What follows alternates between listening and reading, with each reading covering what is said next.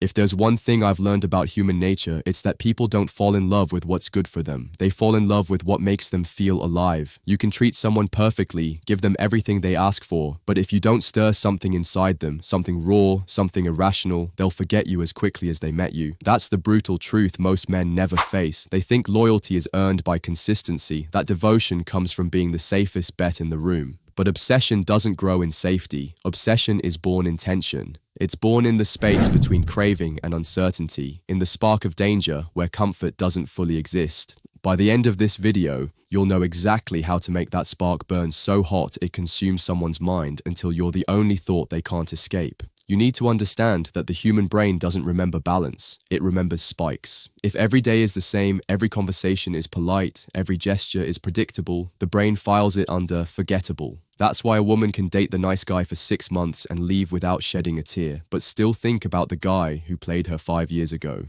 It's not rational, it's neurological. The peaks and valleys burn deeper grooves in memory than stability ever could. Imagine a flat line on a heart monitor. It's calm, steady, safe, but it also means death. Life shows itself in spikes, in highs and lows, in chaos. If you want someone obsessed with you, you have to become the living embodiment of those spikes. You have to stop offering a flat line. Picture this, you're on a first date, you're polite, you're attentive, you're listening closely to everything she says. You nod, you smile, you ask follow-up questions. On paper, you're perfect, but internally, she's dying of boredom. She's thinking, nice guy, good guy, but nothing's happening in me. Now flip the script. Imagine you lean back, smirk, and interrupt her mid-story with, you know what's funny? You've been talking for 3 minutes, and I can already tell you've got 2 different sides you hide from people.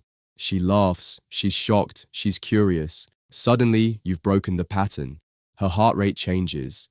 That moment of tension, the slight uncertainty, locks you into her mind. She'll replay it later, lying in bed, wondering what you saw in her, and that wondering is the hook of obsession. Most men are terrified of that tension. They think if they don't keep things smooth, they'll lose her. So they over-explain, they over-apologize, they smother with reassurance. But what they don't realize is that reassurance kills attraction. The brain isn't addicted to certainty, it's addicted to anticipation. Think about slot machines. If you knew every pull was going to give you a quarterback, you'd walk away after 10 minutes. The addiction comes from not knowing when the win is coming, from the thrill of maybe. Relationships work the same way. If she knows exactly what you'll say, how you'll react, what you'll do, her brain checks out. But if there's mystery, unpredictability, a touch of danger, her brain lights up like Vegas at midnight. The common mistake is thinking obsession comes from always being present. You think if you're always available, always texting back, always showing up, she'll value you more. Wrong. That's how you train someone to take you for granted.